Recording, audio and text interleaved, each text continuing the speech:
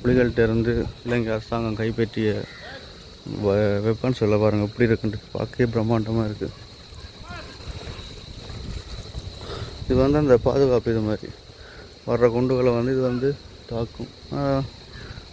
முன்னுக்கு ஒரு குண்டு போகும், இதில் ஒன்று போகும், மொத்தம் வந்து 2 போகும் இதில். அதாவது திருவண்ணாமலையில் உள்ள ஒரு வெப்பன்ஸோட மியூசியம். அதாவது விடுதலை புலிகள் பயன்படுத்திய யுத்தத்தில் வந்து விடுதலை புலிகள் பயன்படுத்திய வெப்பன்ஸ் எல்லாமே நிறைய வச்சுருக்காங்களாம். ஸோ ஏற்கனவே நான் ஒரு வாட்டி வீடியோ எடுக்கல. ஸோ திரும்ப ஒரு வாட்டி வந்திருக்கேன். என்னென்ன வெப்பன்ஸ் இருக்குது, எப்படிலாம் சண்டையில் யூஸ் பண்ணுறது எல்லாமே இங்கே வச்சுருக்காங்க நிறைய. ஒவ்வொன்றா காட்டுறோம் பாருங்கள். நம்முடைய வீரம் வந்து விளங்கும்.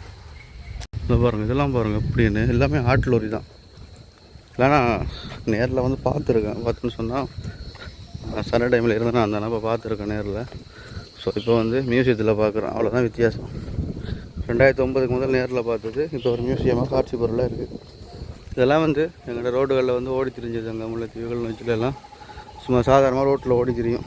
அப்பெல்லாம் பார்க்குறது இப்போ ஒரு காட்சி அறையில் கொண்டு வந்து வச்சுருக்காங்க. இதை பாருங்கள் எவ்வளோ பெருசுன்ட்டு. இதை பார்க்கவே பயங்கரமாக இருக்குது. எப்படி சண்டை போட்டிருப்பாங்கன்னு பாருங்களேன். இது பெயர் வந்து 130 mm பீரங்கியா.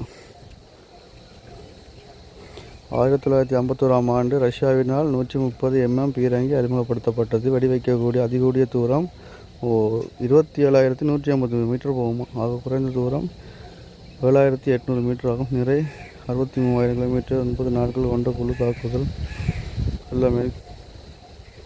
பீரங்கி குண்டு வெடிக்கும் இடத்திலிருந்து 350 மீட்டர் வீச்செல்லைக்கு காயங்கள் மற்றும் மரணத்தை ஏற்படுத்தும். இதெல்லாம் சும்மா கன்னுகள் வச்சுருக்காங்க. அங்கெல்லாம் வாகனத்தோட கன்று, இது வந்து கன்னுகள் மட்டும் வச்சுருக்காங்க.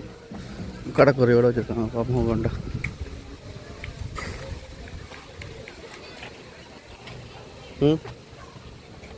விடுதலை புலிகளிடமிருந்து மீட்கப்பட்டது. எல்லாமே ஒவ்வொரு சாம்பிள், எல்லாத்துலேயும் ஒவ்வொரு டிசைனில் ஒவ்வொரு சாம்பிள் இருக்கும். இதை பாருங்கள், எல்லாமே ஒவ்வொரு கன்று.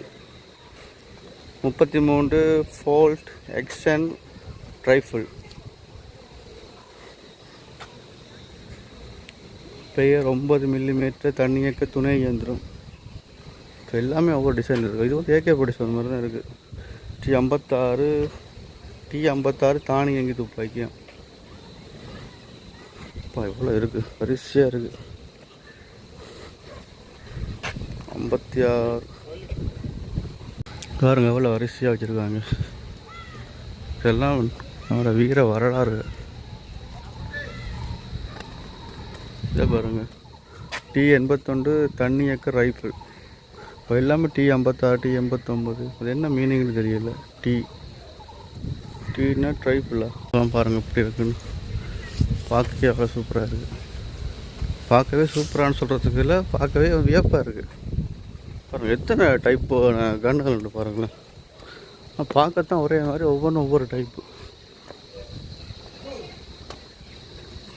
இங்கே பாருங்கள், இது T56 சிறிய இயந்திர துப்பாக்கியம். இது வந்து முன்னுக்கு ஸ்டாண்ட் பண்ணி சுடலாம் போல இருக்குது. பாருங்கள். அடுத்து இது வந்து அதே மாதிரி தான் ஸ்டாண்ட் பண்ணி சொல்கிறது. ஆனால் இதில் எல்லாத்துலேயும் ஒவ்வொரு சாம்பிள் மட்டும் தான் வச்சுருக்காங்க. T81 சிறிய ரக துப்பாக்கி. இஞ்சால பாருங்களேன், இது ஒரு ஸ்னைப்பர் மாதிரி இருக்குது. 7.62 mm ரோக்னோ ஸ்னைப்பர். இது ஸ்னைப்பரா, ஸ்மூம் பண்ணி சுடும் போல இருக்குது. இதில் கண்ணாடியை வாங்கிட்டு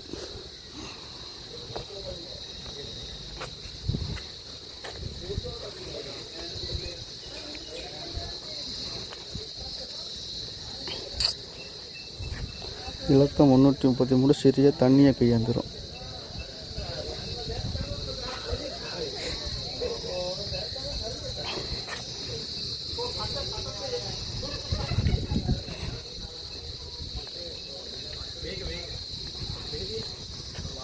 இது பாருங்க, பல்நோக்கு இயந்திர துப்பாக்கி.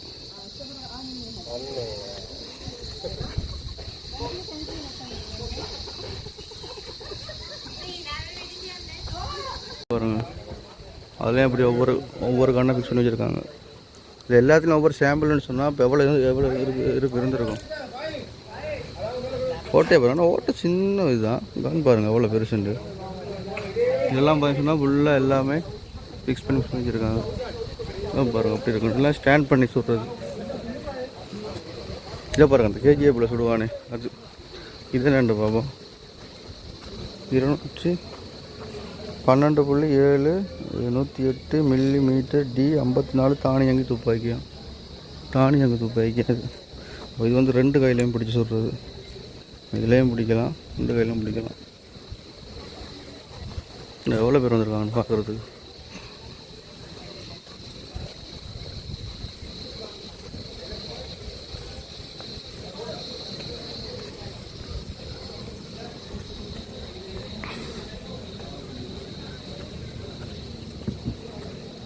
இதெல்லாம் சின்னது, இது கையில் சும்மா தூக்கிட்டு போகிறது போல். இது வந்து அந்த தாம்சன் மாதிரி millimetre point launch will recover from 40 millimetre பால்முனை கைகொண்டு ஏவுதல் சக்கரங்கள் விடுதலை மீட்கப்பட்டது. விடுதலை புலிகளிடம் மீட்கப்பட்டது. அன்றைக்கும் இதில் அந்த குண்டு சுற்றிக்கிட்டே இருக்கும், அந்த இது போல் இருக்குது. விடுதலை புலிகளிடம் 40 கைகொண்டு மீட்கப்பட்டது.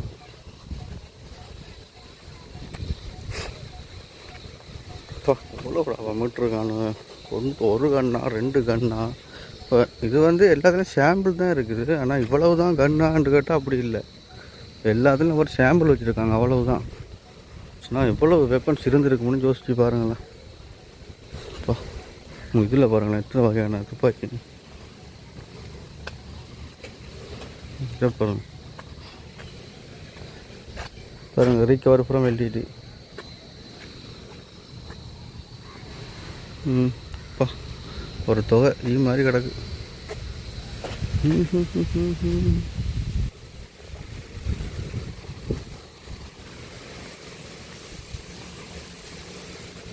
இதில் இருக்குது. இது என்னென்னு பார்ப்போம்.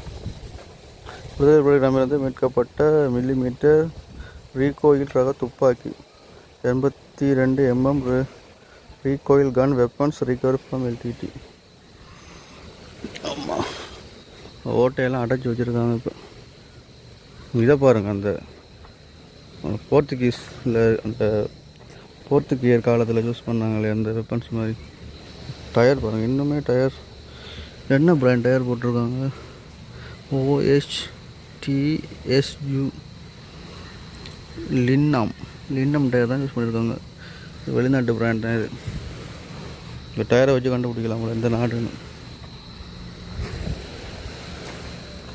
இந்த பாருங்கள், இதுவும் வந்து அந்த இது மாதிரி தான் நான் சொல்கிறது. இந்த ஒல்லாந்தர் காலத்தில் வச்சுருப்பாங்களே அது மாதிரி. டயர் பாருங்கள், இன்னும் தேவை கூட இல்லை. ஓட்டை எவ்வளோ பெரிய ஓட்டை. இது ஸ்டாண்ட் பண்ணி சொல்கிறது. இதெல்லாம் ஸ்னைப்பர் கன்று. இது வந்து ஒரே டைமில் 3 புல்லட்டு பாருங்கள், 3 போவான். விடுதலை புலிகளிடமிருந்து மீட்கப்பட்ட T56 மார்க் 11 ரக துப்பாக்கிகள் இணைக்கப்பட்டுள்ளது. 3 துப்பாக்கி கொண்டா இருக்குது.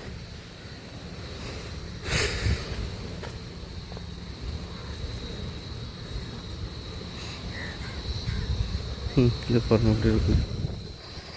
இது வரிசையாக பார்த்துட்டே போகலாம் போனால் அப்படின்னு.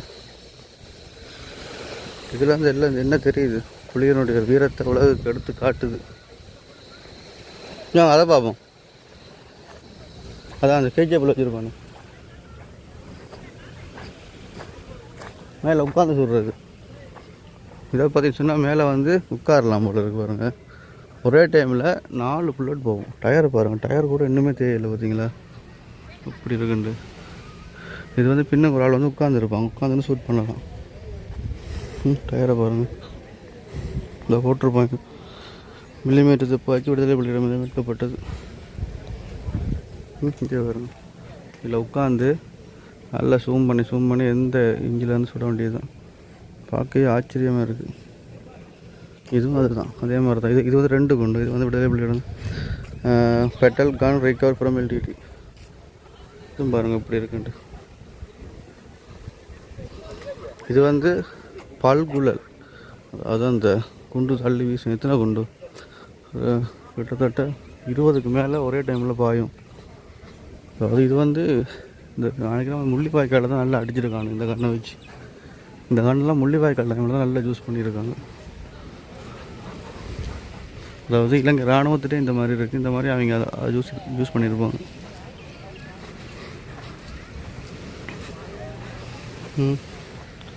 ராக்கெட் 122 mm பாகிஸ்தான் ராக்கெட் செலுத்தியும். இதை பாருங்கள், இது மாதிரி உட்காந்து சொல்கிறது. ஆனால் ஒன்று இது ஒரு இதுதான் போகும். உட்காரலாம் போல, இதில் உட்காந்து நினைக்கிறேன் சுற்றலாம் போல இருக்குது. பாருங்கள், வீல்லாம் இருக்குது, இப்படி சுற்றும் நினைக்கிறேன். சுற்றி சுடும். இது எல்லாமே சுற்றுறது தான், கியர் சிஸ்டம் தான் இருக்குது. இல்லை பாருங்கள், இது ஃபுல்லாக கியர் சிஸ்டம் தான். இப்போ வந்து லாக் பண்ணியிருக்காங்க, செயின் போட்டு அந்த இது போல் லாக் பண்ணியிருக்காங்க. ஆனால் உள்ள கியர் இருக்குது. கியரில் பார்த்து அடிக்க வேண்டியதுதான். ஒவ்வொரு அடியும் இடி மாதிரி இருக்கும். ஓர்கில்ஸ் அதனால நான் கடைக்காரை கிட்ட வச்சுருக்காங்க பார்த்தீங்களா. சரி, அது பல்புகள் பீரங்கி மாதிரி இருக்குது. இடத்துல வாங்க, கொஞ்சம் நல்லாயிருக்கும்.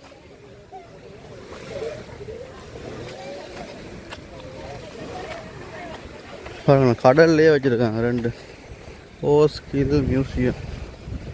ஒரு ஆமிக்காரனை வச்சு அவன் கத்திட்டு கண்ணோட வர மாதிரியும், இப்படி கண் எடுத்து வச்சுக்கிட்டு பாருங்கள் 2 கண் இருக்குது. இப்போ அழகாக இருக்குது இந்த கடற்கரைக்கு இந்த கண்ணை. இது பாருங்கள், ஃபுல்லாக கியர் சிஸ்டம் தான். இது மாதிரி சுற்றி அடிக்கிறது தான். டயர் கூட என்ன தேவையில்லை பாருங்கள், புதுசாக தான் இம்போர்ட் பண்ணியிருக்காங்க.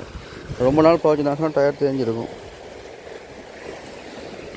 நாளைக்கு 2006 2007 இம்போர்ட் பண்ணியிருப்பாங்க. இப்போ யுத்த டைம் தானே, நல்ல டைம் தானே. பாருங்கள், எல்லா இதுலேயும் வந்து ஸ்ப்ரிங் வச்சுருக்காங்க பாருங்கள். பெரிய பெரிய வாகனங்கள் இருக்குமே ஸ்ப்ரிங், அது மாதிரி இருக்குது. ஏன்னு தெரியல, நினைக்கிறேன் அடித்து முன்னுக்கு வந்துட்டு வெளியே போகும் போல இருக்குது. இதுதான் அந்த இயற்கை துறைமுகம்னு சொல்லுவாங்களே, அது திருவண்ணாமலை இயற்கை துறைமுகம். இதுதான்.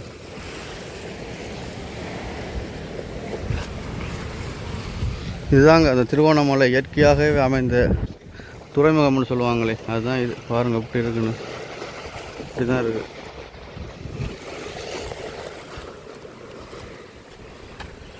அடுத்து வந்து கன் ஷூட் இருக்குது. டிக்கெட் வந்து 300 ரூபா. 5 குண்டு கொடுப்பாங்க. அதில் போட்டிருக்கு வியூ லைன். போங்க, வாங்கிடுங்க. நீங்கள் சொல்லுங்கள், 5 நீங்கள் சொல்லுங்கள். 5 வந்து சொட்டாக சுடணும்.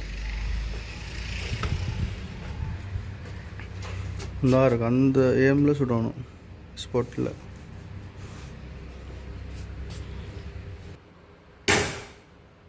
கடலில் சைட்டாக போயிருச்சு. அடுத்த 4 இருக்குது.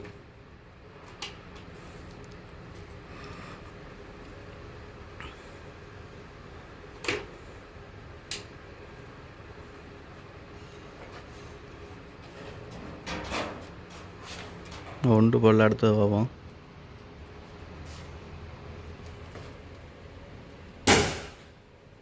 படிச்சா இல்லை கடல். அடுத்து வந்து அங்காள போய்ட்டு பார்ப்போம்.